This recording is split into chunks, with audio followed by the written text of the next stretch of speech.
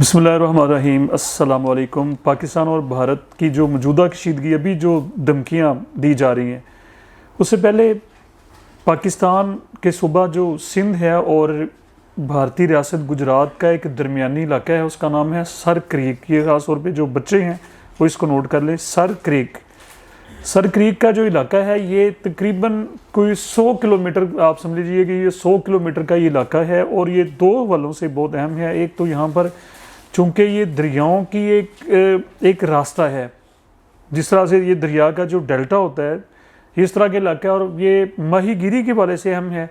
और दूसरा, यहाँ पर जो तेल के ज़खायर हैं और गैस के जो ज़खायर हैं उस हवाले से इसकी बहुत ज़्यादा इम्पोर्टेंस है।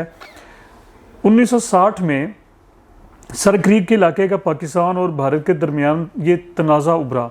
पाकिस्तान का मौक़िफ़ ये है कि ये सर क्रीक का जो इलाका है ये सारे का सारा पाकिस्तान का है। ये ज़रा पॉइंट कर लें कि ये सारा जो सर क्रीक का जो इलाका है ये पाकिस्तान का इलाका है, जबकि भारत जो है वो इस बात को मानने से इनकारी है, वो अपनी हटदर्मी का मुजाहरा कर रहा है। फिर 1960 में जब ये तनाज़ा उभरा, 8 साल के बाद 1968 में यहाँ पर एक कमेटी कह लें या कमीशन कायम हुआ कि सरहद बंदी जो है, बाउंड्रीज़ जो हैं, इंटरनेशनल बॉर्डर जिसको कहा जाता है, कि सरहद एक मुस्तकिल सरहद बंदी जो है वो अमल में आ सके। लेकिन तमाम तर कोशिशों के बावजूद, तमाम तर एफर्ट्स के बावजूद इसके ऊपर वर्क भी हुआ, लेकिन कोई मुस्तकिल सरहद बंदी बाउंड्री यहाँ पर कायम नहीं हो सकी। अब मौजूदा जो हालात हैं, अब ये कुछ कहा यह जा रहा है कि हो सकता है कि इंडियन कोई जो नई जो छेड़खानी है, यानी कि जो जिस तरह वो चाहते हैं कि हम खुदा न खासा पाकिस्तान के ऊपर जंग वो मुसल्लत करने की कोशिश में लगे हुए हैं, तो वो सर क्रीक के इलाके से ये इसका आगाज़ हो सकता है। वहाँ पर कोई फॉल्स फ्लैग ऑपरेशन जिस तरह से पहलगाम में हुआ था कि उन्होंने ख़ुद से ही वहाँ पर एक इंसिडेंट जो है वो करवाया, दहशतगर्दी का वाक़या। कोई उसकी जो एक न्यूट्रल इन्वेस्टिगेशन होती है वो बिल्कुल अमल में नहीं आई, बल्कि 2-3 घंटों के बाद वो पहले प्लान बना के बैठ, मीडिया को पता था ये वाक़या होना है और वाक़या होने की फौरी बाद उन्होंने टिगर चलाना शुरू कर दिए, ख़बरें चलाना शुरू कर दीजिए कि पाकिस्तान ने पहलगाम में। तो इस नोयत का सर क्रीक में, तो ये मैं सर क्रीक का जो लोकेशन आपको मैंने असल में समझाना मकसद था कि ये सिंध और भारतीय रियासत गुजरात का ये दरमियानी 100 किलोमीटर का इलाका है और यहाँ ये मुतनाज़ा है। 1960 से यहाँ पर एक तनाज़ा चल रहा है।